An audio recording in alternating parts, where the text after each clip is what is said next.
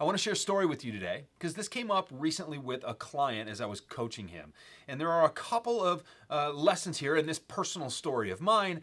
And the first is don't spend your prospects' money for them. They're good at it. Allow them to be the judge of what is worth investing in and what isn't. It's really not up to you. Your job is to make as compelling a business case as possible that they should, not ultimately decide for them. More on that in a minute. The other lesson is there does not necessarily need to be a financial ROI in the deal in order for someone to act.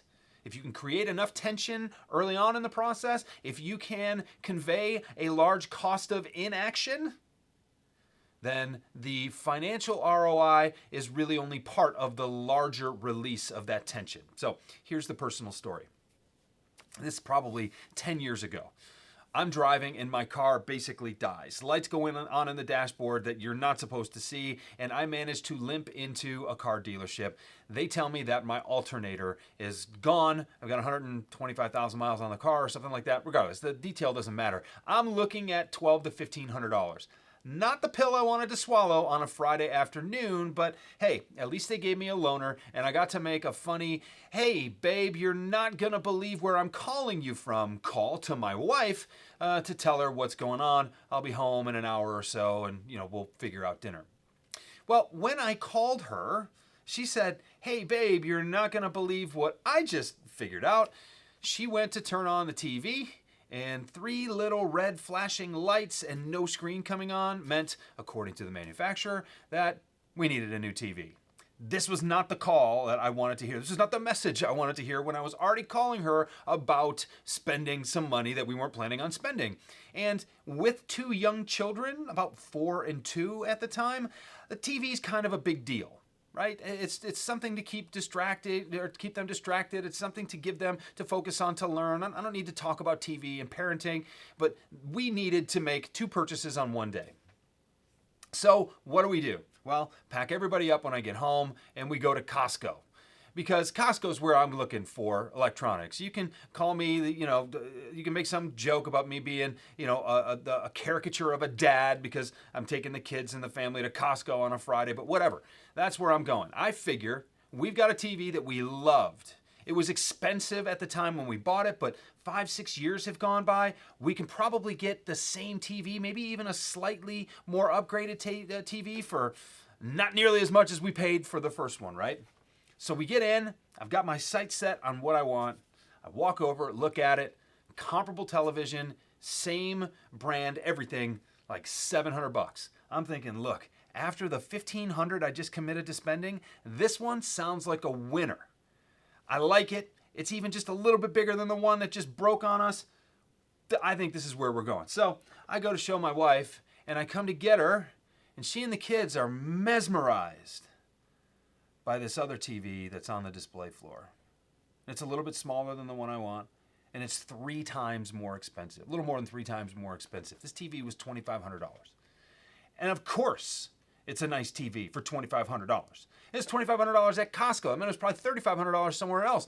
Of course it's a nice TV, but we don't need that TV. We just spent $1,500 on the car that we weren't expecting. And now let's just get this TV. Let's go before we spend more money at Costco on a Friday night. Let's get out of here. And she said, yeah, but Jeff, do you see the way the kids are captivated by this one?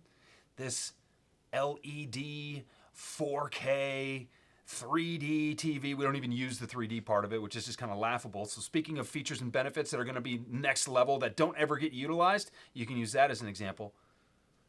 Well, the kids are just staring at this TV. I'm staring at the price tag of this TV. I did not expect to roll out of bed that morning and spend $4,000 that I wasn't expecting to spend. What happened? We got that TV. Why did we get that TV? Well, first and foremost, because my wife pointed out that the kids were absolutely mesmerized by it.